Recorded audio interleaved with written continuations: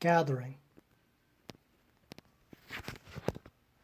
And look, on that very day, 2 of them were journeying to a village 6 stadia away from Jerusalem, the name of which was Emmaus. And they were talking with each other about all these events. And it happened that, as they talked and debated, Jesus himself approached and journeyed along with them. But their eyes were constrained, so they did not recognize him. And he said to them, "What are these remarks you exchange with one another while walking?" And they stood still with saddened expressions. And in reply, one of them, Cleopas by name, said to them, "Are you only a visitor in Jerusalem, and ignorant of the things happening in it all these days?" Now, anything normally done indoors that can be done outdoors these days should be done outdoors. And that goes for worship as well. We'll be gathering in our parking lot.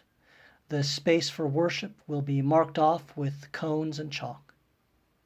Please remember, however, that we are planning to continue to worship online even as we begin worshiping in person. So if you feel sick, are at risk, feel unsafe or uncomfortable with in-person worship, or if the weather is inclement, please join us online. We'll be meeting an hour earlier to make sure our spot is shady and cool, so we'll be meeting at 9:30 a.m. Masks are required. We wear masks to protect our fellow worshipers in case we're infected. Remember, coronavirus spreads the most in the 7 days before symptoms appear. Please remember as well to remain 6 feet away from fellow worshipers who are not in your immediate family. That means no shaking hands, hugging, kissing, etc. It also means that we should not make jokes about doing any of those type of things. It's an unkind thing to do in this time. Bring your own chair if you can, either a lawn chair or a folding chair. We will have a few available if you cannot bring your own, but we want to transport and clean as few of them as possible. Now, you've been mailed a reusable bulletin, and there's also one on our website so that you can print out. So please bring it with you to worship. The Word. And he said to them, "What things?" And they said to him, "The things concerning Jesus the Nazarene, a man who was a prophet, mighty in work and word before God and all the people. But the chief priests and all rulers both handed him over for condemnation to death and crucified him. But we had been hoping that he was the one to liberate Israel. And in addition to all of that, it has reached the 3rd day since these things occurred. But some women among us also astonished us, having come to the tomb early in the morning, and, not finding his body, came and told also of having seen a vision of angels who say he lives. And some of those who went to the tomb and found it just as the women said, but did not see him. And he said to them," this traveler with them on the road to Emmaus, "O fools, with slow hearts that do not believe in all things of which the prophets spoke. Was it not necessary for the anointed to endure these things and to enter into his glory?" And, beginning with Moses and all the prophets, he expounded to them the things concerning himself in all of Scripture. Now, regarding our word on the 26th, unfortunately, one of the most dangerous things we can do together during the pandemic is singing. So, while we will have a prelude and a postlude during our worship together, we will not be singing any hymns. So that will not be one of the ways we're able to tell each other that grand old story that is afresh all the time about Jesus. Meal. And they approached the village to which they were journeying, and he made as if he was journeying further still. And they urged him intently, saying, "Stay with us now, for it is towards evening, and the day is now over." And he went inside to stay with them. And it happened that, as he reclined at table with them, he took the loaf and blessed it, and, having broken it, he shared it with them. And their eyes were opened, and they recognized him, and he vanished from their sight.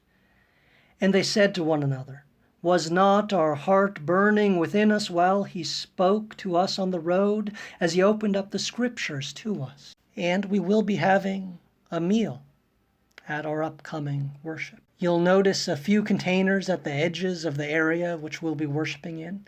We ask you to deposit your offering in them.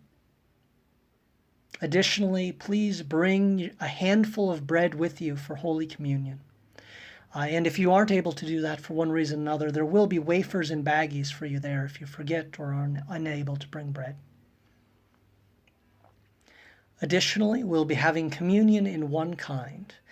So one of the most yearned for parts of worship, according to the survey we sent out, was Holy Communion. People miss it deeply. So we're going to receive in one kind, that is, bread alone.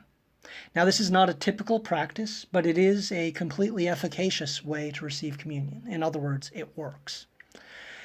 This, along with bringing your own bread, will simplify some of the logistics of doing Holy Communion safely. Sending. And, rising up in that same hour, they returned to Jerusalem and found the 11 gathered together, along with those who were with them, saying, "The Lord truly has been raised and appeared to Simon." And they related the things that had happened on the road and how they had recognized him in the breaking of the bread. And as they were saying these things together, he stood in their midst and said to them, "Peace be with you." As for our sending on the 26th, it's going to be short. We've put in place many safety measures to make sure we can spend kind of the maximum amount of time together. But that doesn't mean we want to push things. We're not looking to endanger one another just just because we think we can. Now, I have a bad habit of dragging out goodbyes, so much so that a friend of mine at seminary coined a phrase. You know the key to leaving, Chris? Leaving. In that spirit of bluntness, I get that everyone wants to bask in the sunlight of socializing. I do too. But after worship, we need to leave. There won't be a receiving line to shake hands with the pastor. We won't have coffee hour, and we're not going to hang out in the parking lot afterwards talking. All those behaviors increase our exposure time and increase the likelihood someone, or even a lot of someone's, will be infected with the virus. So finally, to review, bring a mask, a bulletin, a chair, and a handful of bread. We're still worshiping online so that everyone is able to participate. So if you're not able to come for one reason or another, that's okay. We still are open in multiple ways, both online and in person. Finally, in-person worship will begin at 9:30 a.m. on the 26th of July. This, of course, is assuming that the weather cooperates and the virus continues to be